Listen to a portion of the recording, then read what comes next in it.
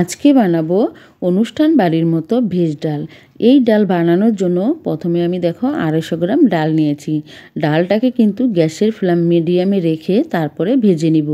এই ডালটা খুব সুন্দর করে ভেজে নিলে এর কিন্তু স্বাদটাই অন্যরকম হবে। তো এইভাবে ডালটা খুব সুন্দর করে ভেজে নিতে হবে।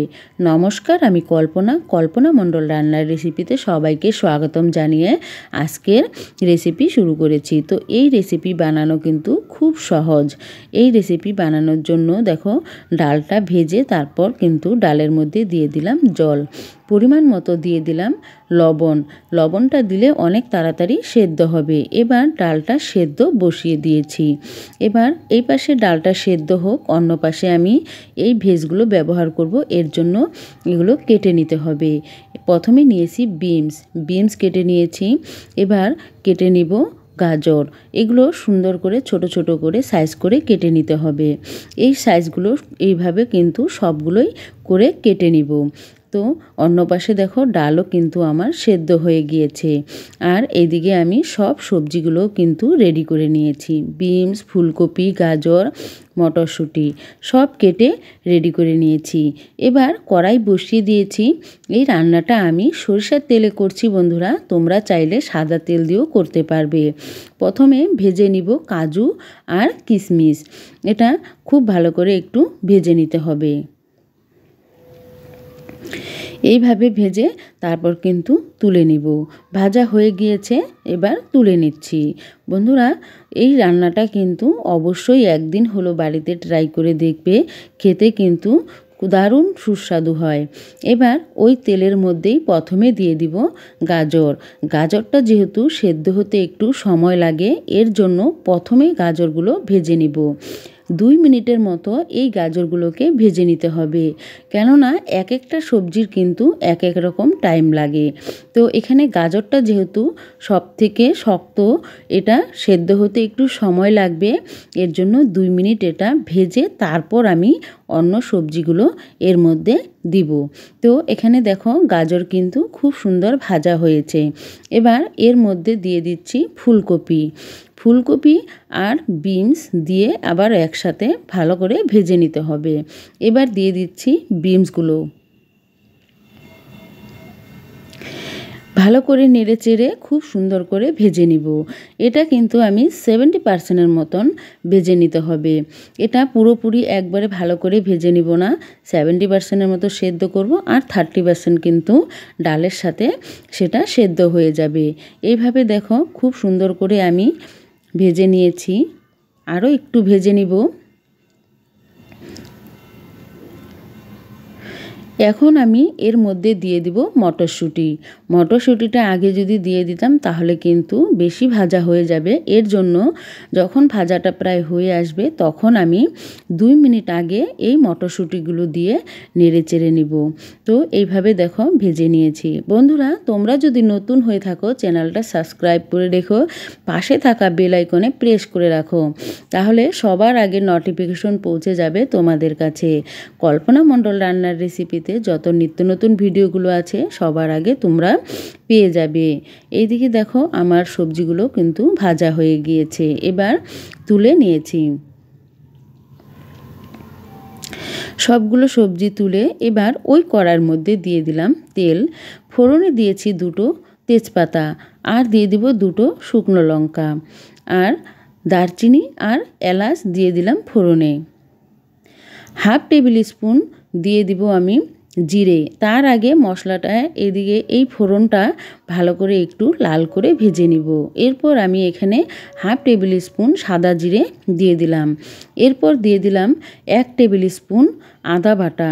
এই মশলাটা একটু ভালো করে ভেজে নিব, যাতে আদার কাঁচা গন্ধটা না থাকে, সেই অবধি আমরা একটু ভালো করে ভেজে নিব। এরপর দিয়ে দিচ্ছি সামান্য একটু কাঁচা লঙ্কা কুচি।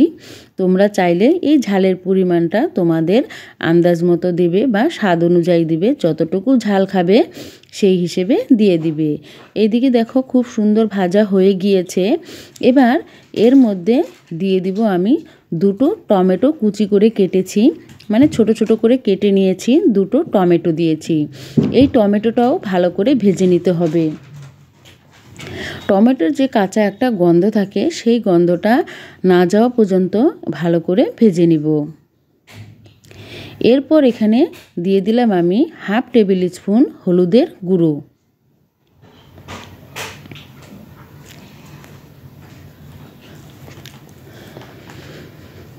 দেখো টমেটো খুব সুন্দর কিন্তু গলে গিয়েছে, মশলা ওইদিকে আমার খুব ভালো কষানো হয়েছে, তেল ছেড়ে দিয়েছে।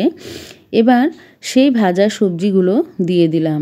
এবার 2 মিনিটের মতন নেড়ে চেড়ে নিব, যেহেতু আগেই ভেজে নিয়েছি কিন্তু এখন আর একটু মশলার সাথে ভালো করে নেড়ে চেড়ে নিব। এইভাবে ভেজে নিতে হবে।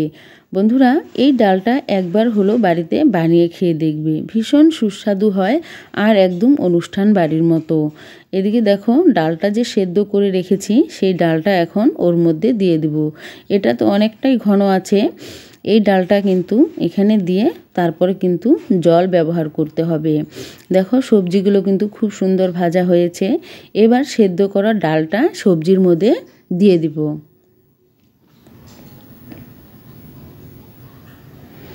এটা যেহেতু অনেকটাই গাঢ়, এবার একটু নেড়ে নিচ্ছি। এরপর এখানে দিয়ে দিব আমি পরিমাণ মতো জল।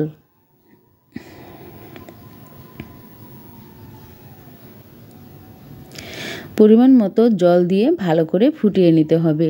এবার জলটা তোমাদের হিসাব মতো দিবে, কীরকম গ্রেভি খাবে সেই হিসেবে জলের পরিমাণটা দিতে হবে।